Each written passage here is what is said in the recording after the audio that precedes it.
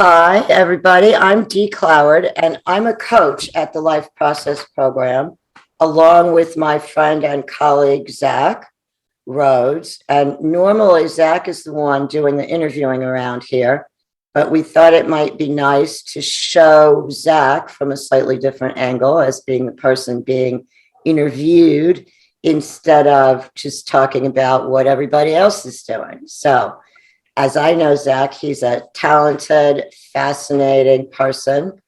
And I think you'll enjoy hearing about how he came to find himself here at the Life Process Program with the rest of us and working with Stanton Peele and helping people in this non-disease based, non-traditional life process model that Dr. Peele has developed over the years. So, Zach, super brief, as I suggested, why don't you tell us a little bit about your background and, take us back.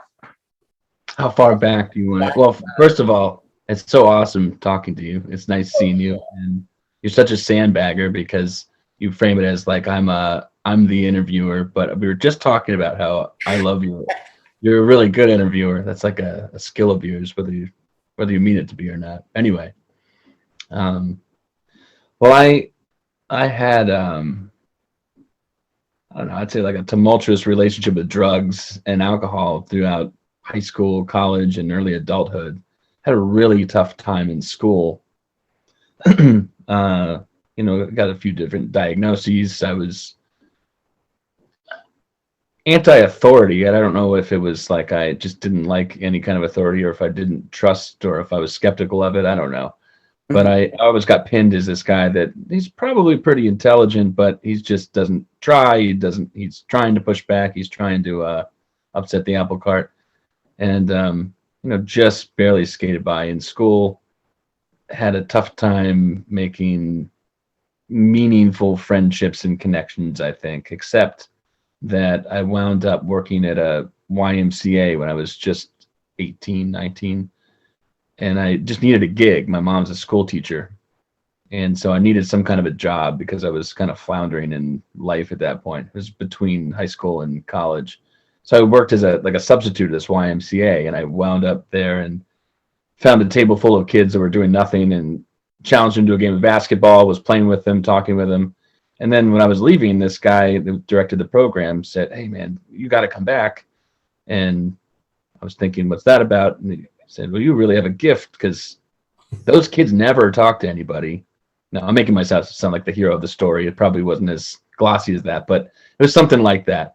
And so what had happened was this table full of kids who were kind of kept to themselves in isolation or always made trouble wound up having a really great day and opened up to me in ways they hadn't really seen them open up to people before. And they couldn't tell if it was just a novel face that helped it or if I had a skill. So that I got invited back, and I was this long-term sub counselor at this after-school program. And then I got hired to be a full-time staff there because people thought, you've got some knack at getting through to people that people don't get through to very often. And I just thought that I was pulling one over on them, really, because I didn't feel like I was doing anything supernatural or anything. Then I continued that work. I started working in elementary and middle schools doing the same thing. And there was a person there who was in a like I said, managerial administrative position who said the same thing to me. She said, the amount of times she would have to have people like restrain a kid who was blowing a gasket or even have office referrals was down so much since I was working with them. And I still thought I was pulling one over on them. Like I'm totally still like not going with the school system. I'm probably breaking rules and forming relationships with kids. And so people liked it, so I kept on with it, and then I wound up getting a psych degree and doing that for a living, working with kids who have a really challenging time, have really difficult time. And I think that got me into the helping profession, at least. That's what landed me there.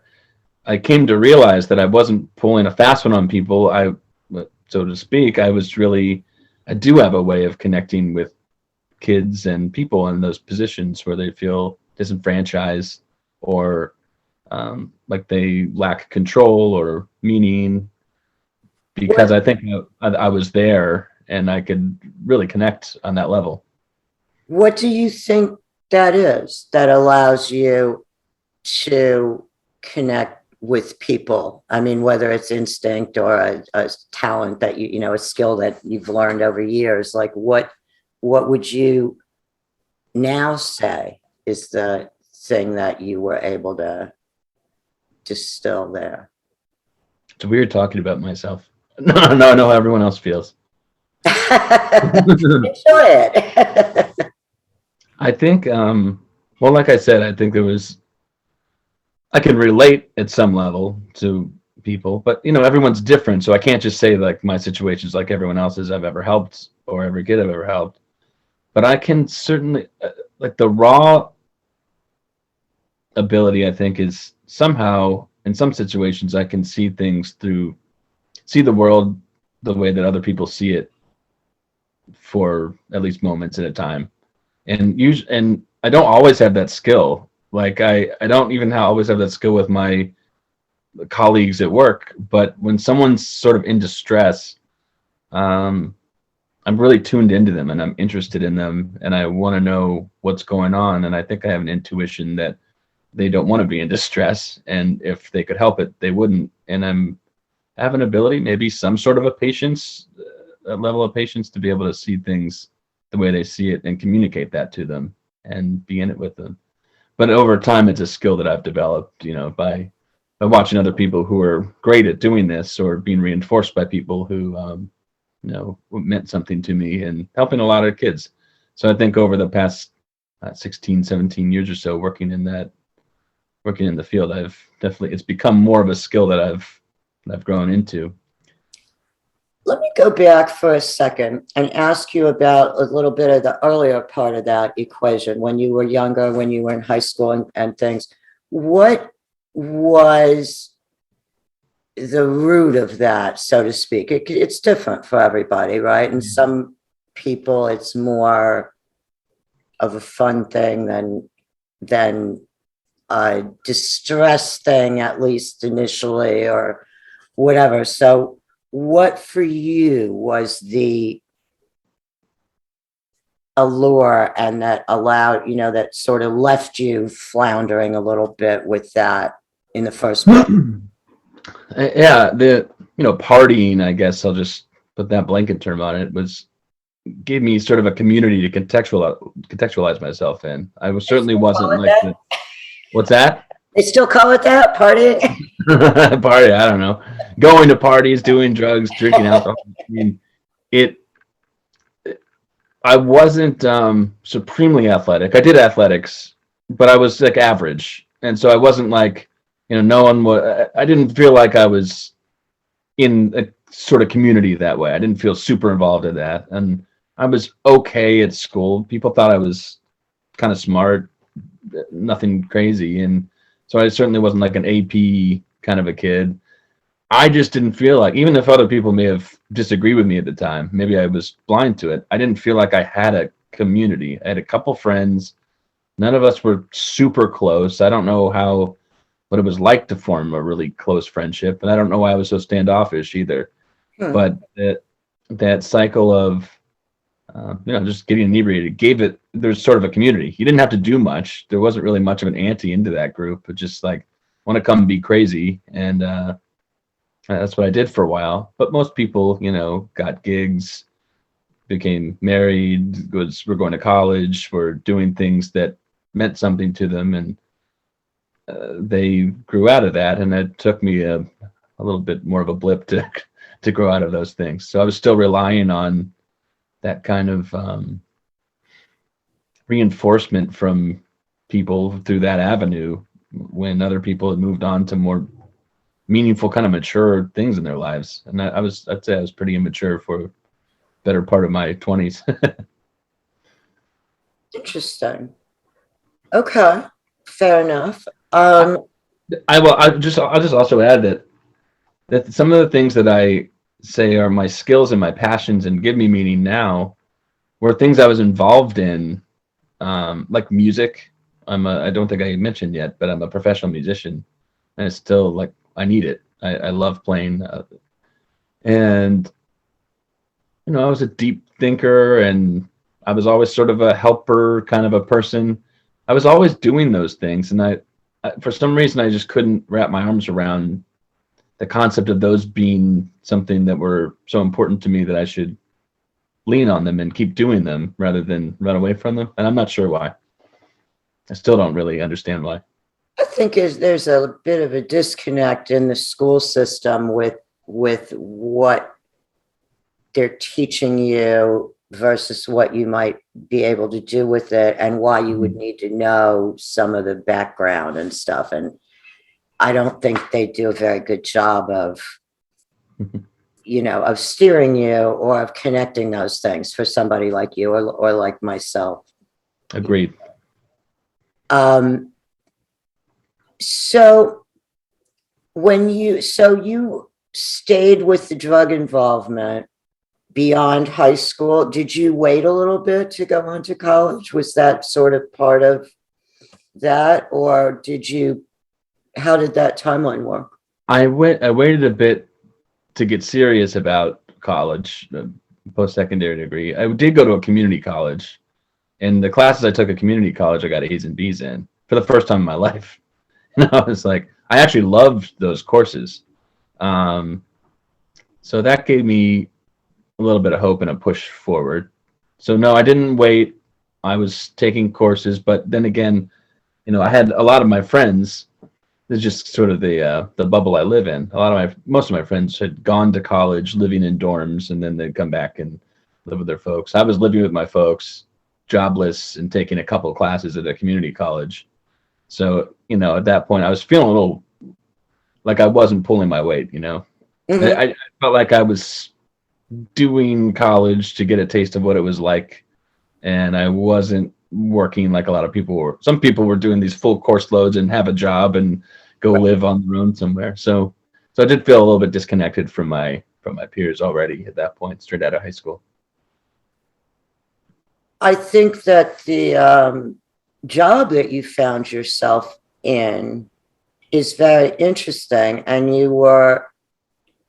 it's a funny thing when people say that, that imposter syndrome, like I'm getting paid and I'm just talking to these kids or something like that. But that's why I was asking you in retrospect. I think that it becomes clearer that you were offering something that was maybe kind of special to people, whether that was listening to them or talking to them instead of at them, like you need to do this and this. And, right. It can be small things.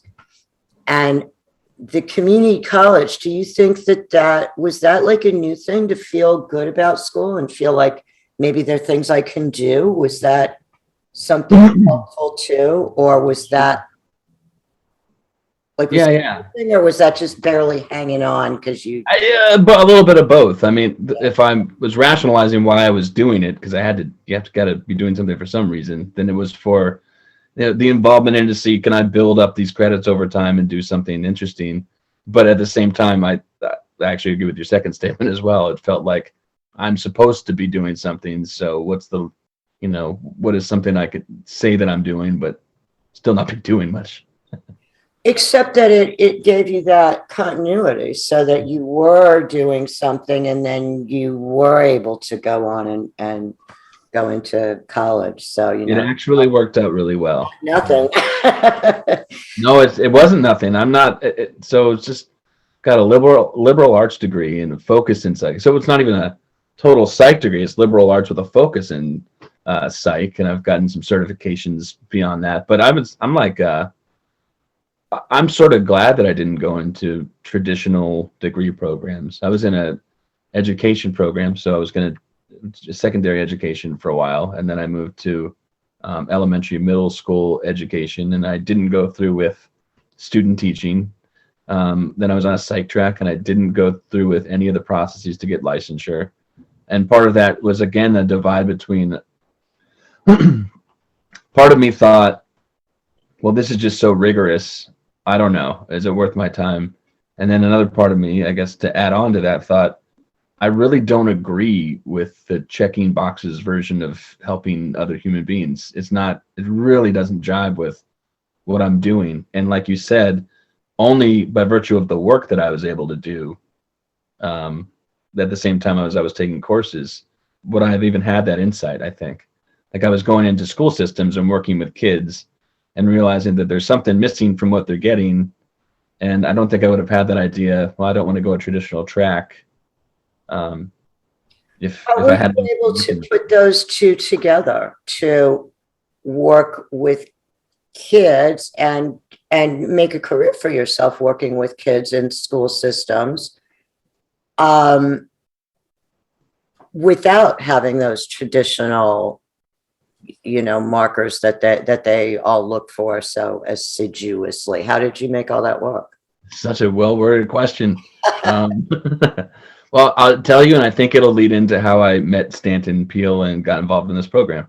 Yeah. So I'll give you the example of music to tell you why I even thought that it could be possible to make a career without having the licensure required to do the career. In music, I taught myself how to play. So I taught myself how to play piano, sax, drums, and I could do all those professionally. Piano mostly, and sing. I did take lessons, and I did have. I say I taught myself how to play, meaning I didn't go a standard track. Did have some really cool teachers actually who recognized that I couldn't read music and allowed me to play in the ensembles and like in high school. And they did this really interesting thing. They'd give me a CD to go home and listen to. So I'd listen to it, try to play it by ear, go back and learn it with them. They said, you can be in the band if I can start teaching you how to read music a little bit. But by and large, it's not how I learned. I learned by just sort of playing and trying to play with other people, mess up, playing again, messing up, learning, being embarrassed, playing again. And I always had these little tricks. Like I remember there was a piano teacher that I had, and he wanted me to play. I don't think anyone needs to know anything about music to understand this, but wanted me to play a C chord, so 3 notes at a time, C, E, and G. And so I knew that those were the 3 notes that he wanted me to play. So I played them. And then he said, well, play an F chord. This keys are this. There's 3 notes. So I played 3 notes, but not in the way that he wanted me to. They weren't in the right order. And I said, but this is an F chord. He said, yeah, but it's not the right one. I said, yeah, but this is much faster and easier to play this way. I said, yeah, but that's sort of like a more, like you want to learn this way first. All that to say, my mind just sort of looks for the next closest, most available, best way of doing things, I think, just by nature. So what I was doing was playing inversions, which you learn over time in music, that is actually one of the best ways to do things. If you can just know the notes and you can play them, then whatever the best shorthand way is, you can play that. So that's how I sort of learned music. I stopped doing lessons for people telling me, this is the way you're supposed to do it, because I was able to figure some things out better than the way I was taught. What I lacked there was a little bit of discipline, but I was able to figure out. So I was able to eventually have some sort of a career in music at a young age. So I figured it felt like the same thing working with kids, that I was doing something important and people were recognizing that it was important. So it was sort of like playing a show with music. People pay to come see me play, even if my piano teacher would say, well, you're not doing it right. So it was sort of felt like that. Like I could do things that were meaningful that people needed. I could be hired. People were paying me money. So I figured maybe I could make a career out of it and move forward that way without, the burden of having to get licensed or doing things I disagree with. I wouldn't necessarily recommend it, but that's how I went. How did the whole drug thing play out through this? Because so high school, we're partying, and that's, for not for everybody, but for some people, that's almost like a rite of passage. And then what happened from there? And again, timelines, it's not that they're important, but how did it play out over time, the two things, working and yeah, not well, but they been going for a while? Let me just say, I'm going to keep the timeline kind of fuzzy, but I'll still be able to answer it. That's fine. And they were in the two were happening at the same time for some time. I mean, I don't think there was ever a time that I was using drugs at school or something like that, but there were times that I was having a lot of difficulty with drugs and the relationship with them at the same time as I was supposed to be working. And part of me wonders, why didn't I was doing something meaningful and cool, so why didn't that usurp the need to do drugs and stuff? But there were other things going on. I still had a tough time making relationships. And one thing I noticed is that you don't get like a blue ribbon for being the first person to think of doing your own individual track in a system, by saying like, hey, I don't need the degree like you guys got. Look what I can do. Or, no one says, wow, how cool are you? People, for the most part, look down and say, oh, can you make me a photocopy? Or so, they don't. I didn't feel like I was seen as a peer at work. You have to reprove yourself every minute of always. I felt like I was always reproving. I felt really resentful because the same people who would call me in because they knew I had a skill and I needed to do this or de-escalate a student or something, would also treat me that way, or at least I perceived it that way. So I had a lot going on, and so it took me a while to reconcile those two things, to fade out drug use in a destructive way. And I'd say that happened in early mid-20s. What allowed you to see that you wanted to make a change? Because that's the key, right? Is to first see it and then decide that you're going to do something about it. So how did you do that? Some people think it's like it has to hit bottom, or there are all kinds of narratives about how people get better. And some of them have some truth and some of them don't, but they're unique to different people, I think. So yeah. My perception of it is going to be so strange. I don't know what was bubbling up over time to make me have this feeling, but I remember just repeating this cycle of being down to my last brown cent and feeling sick because I needed more heroin or whatever it was, and thinking to myself, how did I get in this situation again? And then I always felt bad for myself. And then whenever I had whenever I had money or the ability to get it again, I'd go do it again.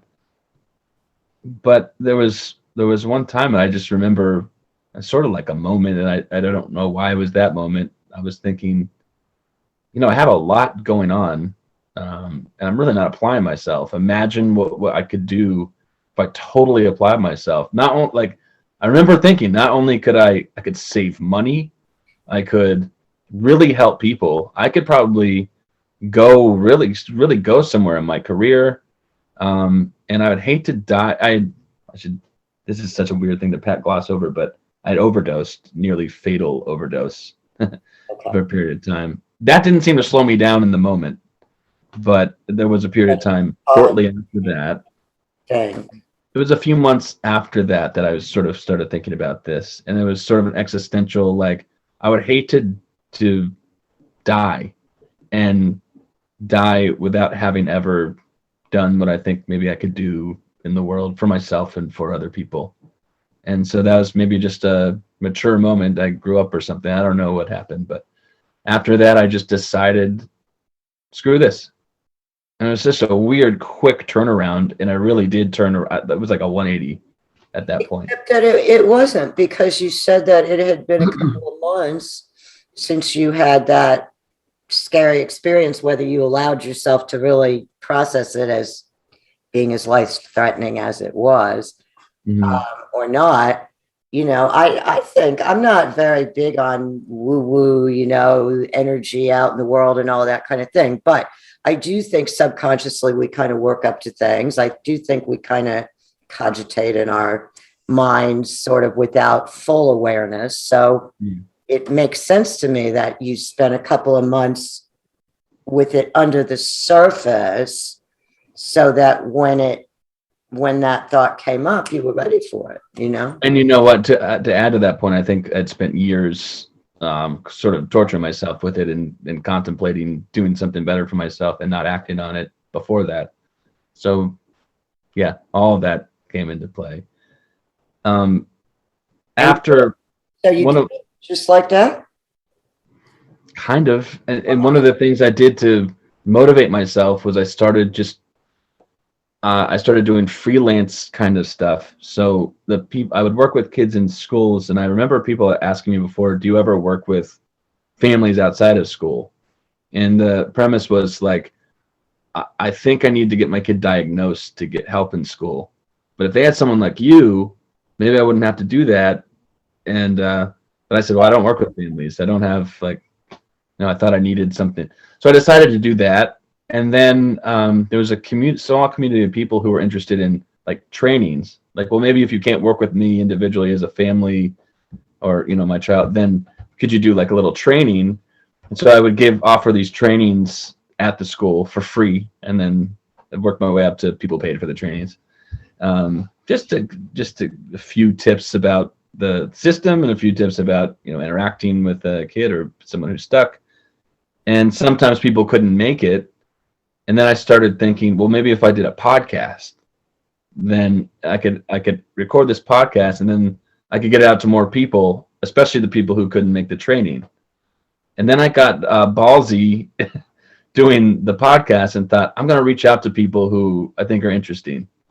And they'll probably all say no. One of them was Carol Tavris. She wrote Mistakes Were Made, But Not by Me, sort of at the time like a definitive book on cognitive dissonance. Michael Shermer, the guy who does Skeptic magazine. And I reached out to Stanton Peele. There were a few reasons I thought Peele was interesting. I had read Addiction Proof Your Child, which it turns out wasn't even his most phenomenal books. It was almost like a throwaway as far as his repertoire is concerned. But I thought that was significant to me. And I had just attended a training. We don't have to get into all about what it was, but from somebody who is something of a guru. And I went thinking, oh, this guy's going to be great, know a lot about addiction. And I had a lot of questions. And I thought, well, who are people who have questioned this guy? And I couldn't find any literature on anybody who was opposing the views or even questioning them, except for Stanton Peele. So this guy already on my mind, Stanton Peele, I was like, I got to just try to email him. And Stanton got back to me right away. And actually, all those people I named got back to me. It was just sort of a lucky hit of a bunch of different people on this podcast. Started getting a lot of people, it went from like 30 to 50 people listening to it to a few thousand people would listen to each episode. And I didn't even know what to do with that information. Then Stanton Peele came on my podcast and talked about addiction with me. And I thought that was such a cool thing. And then he didn't stop talking to me. He kept emailing me or sending me, he's sending me articles. What do you think of this? Or asking me an opinion or even debating a little bit. And after a while, he said, we just got involved in having long conversations either on the phone or through email. And he was interested in me. And I don't know, I have a sense that he saw something in me like maybe I see in some of those kids that I work with. Like, this is an interesting person with potential and an intelligent person. And it'd be interesting to see what I can bring out in him, kind of a thing. I don't disagree with you. I think Stanton does that. I mean, I think he has done that throughout his career, where he finds people, and if he finds them interesting and sort of copacetic with his views, and he did similar to myself and other people he's written books with and stuff. I think he's very generous in that way. It's a very nice quality that he's if he writes an article and asks you a question, he'll give you like second billing on an article. And he's just very nice about trying to elevate the people around him and help them wherever he can. It's one of many nice qualities of Dr. Peele's to me. So what are the things I'm interested with you is how you find that working with children relates to working with adults in addiction recovery, and whether just they're different things. It's two, whether they're really two different things, whether it really is the whole idea of maturity and where that plays a role in both of those scenarios, and how you find it similar and different. So can you talk a little bit about that? It's one huge similarity is that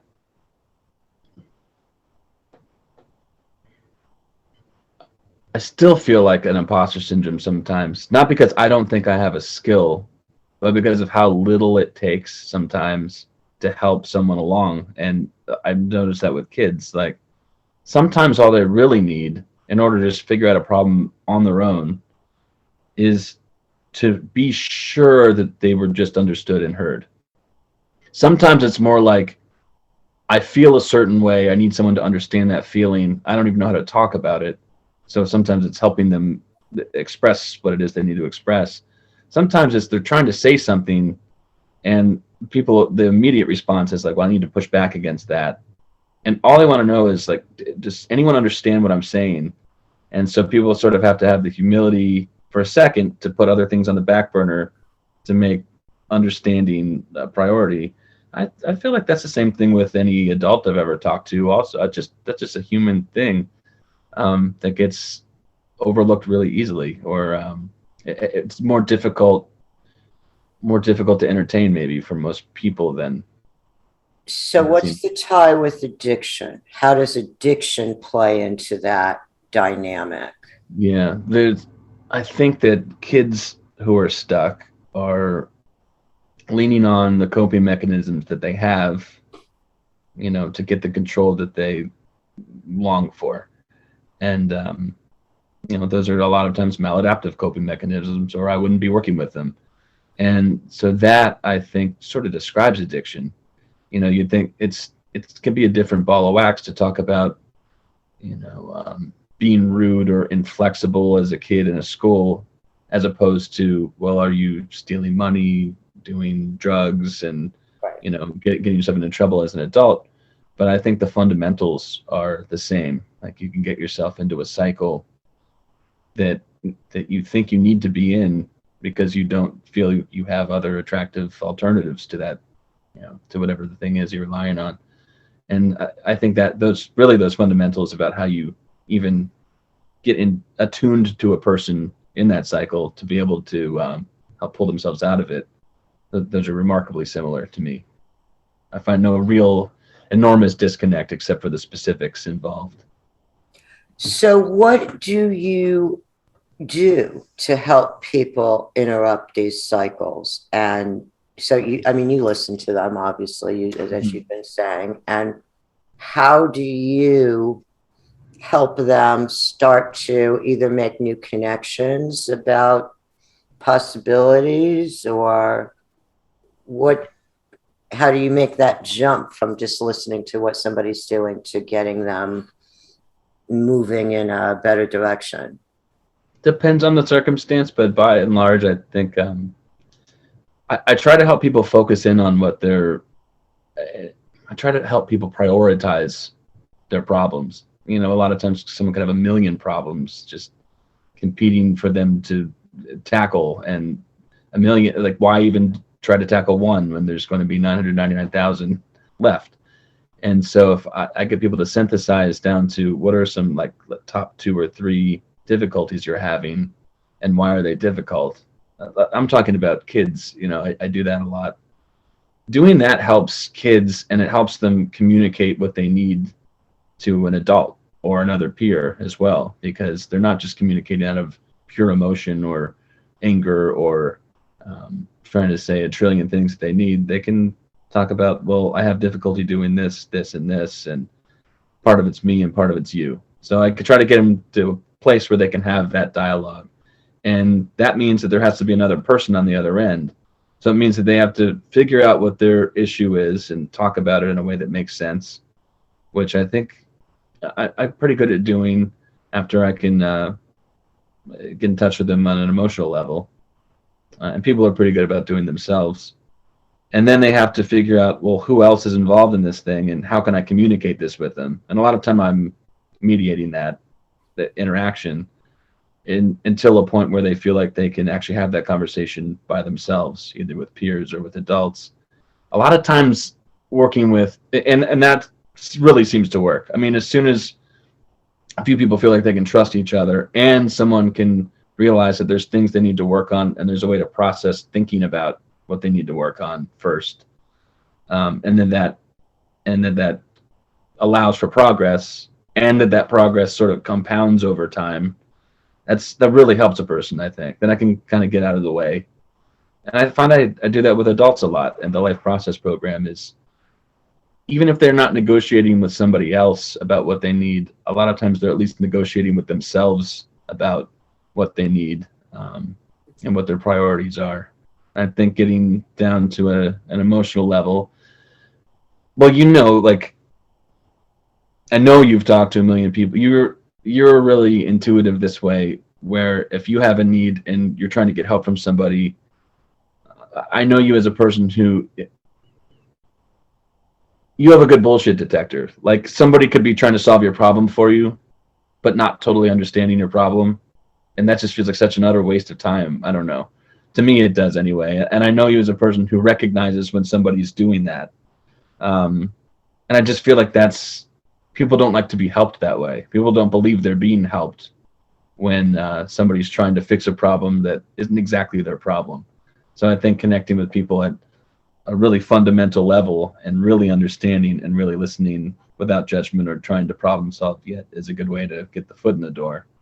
And I don't know, maybe I've gone on too long.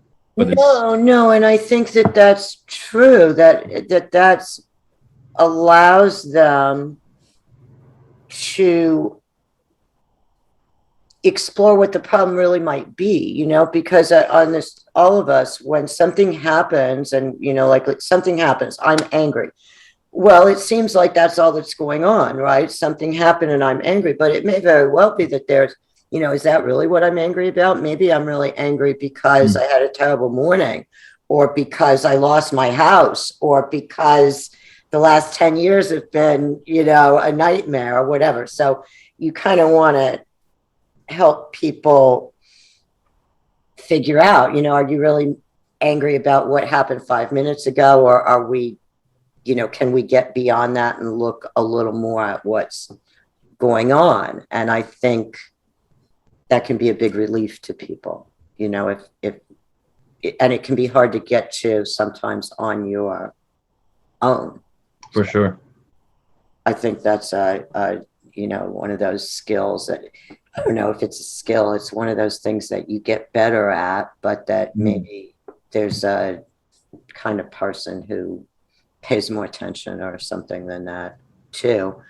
So in thinking about, first of all, we've never talked about some of these things in much depth. So the music is totally fascinating to me, just so you know. And my father was a musician and a pianist. And so we could talk a lot more about that another time, but I'm certainly noting it all. And I have a lot of admiration for, people with musical talent in particular, but artists and that kind of, I don't know, just out of box thinking, that I think you're one of those people. My son is one of those people too. And I am in a way, but I'm more rigid in some ways too. So anyway, I will save that for another time, but thank you. Well, I should, first of all, thank you. And second of all, it's funny you mentioned that. I won't, I know you said we'll save it, but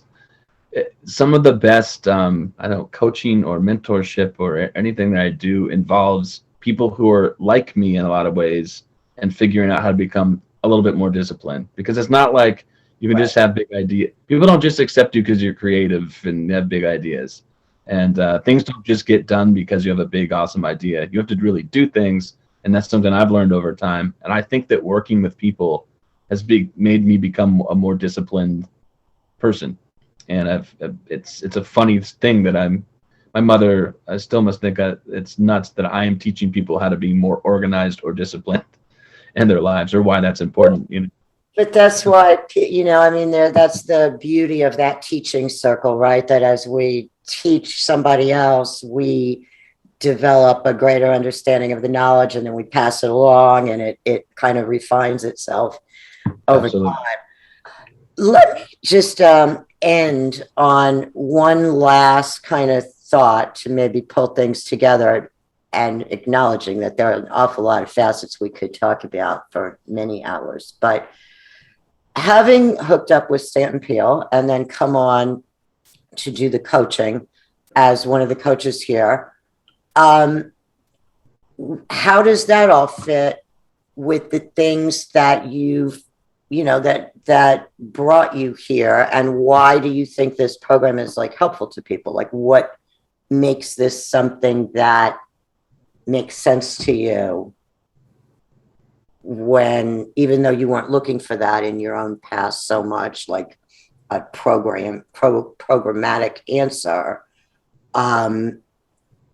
something attracted you to him and these ideas. So how do you use that, and how does that all fit together for you? When Stanton invited me, first he said, "I have a vague offer for you. We might need a coach in this program I developed. Here is some literature on the program." So it's like, it wasn't even an offer. But at that point, I was not even thinking about, I was being very careful about what kind of offers I accepted. So my first reaction was, this guy's really cool. I enjoy his work. This is probably a great opportunity, which is why I need to really think about this. So when I read it, it really did. I mean, it's like, I think Stanton wrote a lot of the words that were at the tip of my tongue. I think he's had that effect on a lot of people, just sort of describing beautifully what is commonsensical and true, at least to me, about the way that humans develop, and that people have needs, and people are more or less gifted with resources or moral luck, or but everybody has a birthright to be happy, and there are ways that you can achieve that. You can achieve balance and happiness. That all really jived with what I've always wanted to do for people. And so at first it was just, I was working with kids because I remember being a kid, and I had the idea that, well, if I can help somebody early on make this kind of realization, then that'd be great. Maybe they don't have to have some of the pain that I endured when I was growing up. But at the same time, adults are also people who have needs.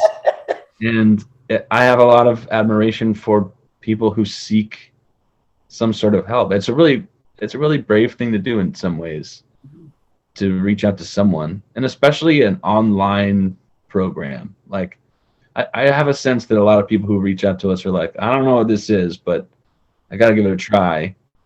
And the idea that somebody could be reaching out in some sort of desperation, or maybe a last ditch effort, or maybe because they think it's like the right thing for them, that I could be at the other end of that and maybe be listening to them more than anyone has listened to them before, or maybe reflecting to them without trying to steer them one way or another, more so than other people have done, and that could be helpful, is always going to be appealing to me. So any way that I can do that is always of interest to me. I almost can't pass up on that, and it's important to me. Well, that's a nice answer. I like that. Well, if you ever are wondering if you're doing any good out there in the world, I can definitely tell you, I have had real life people tell me that they have found LPP through your videos with Stanton, with the specifically the ones with you and Stanton discussing things with each other, and that they've provided, like, light bulb kind of moments of thinking, maybe there is hope for me. Maybe I can get better. Maybe I'm not a failure. And I'm, not naming names or anything, but you're doing something right there. So kudos for all this work that you've been doing. It's an honor to interview you, Zach. I think I'm waiting to see 10 years from now. I'm just dying to see what you've done. It's so scary to think about. Well, I appreciate. It's an honor to be interviewed by you, and of course, that means everything coming from you. Thank you.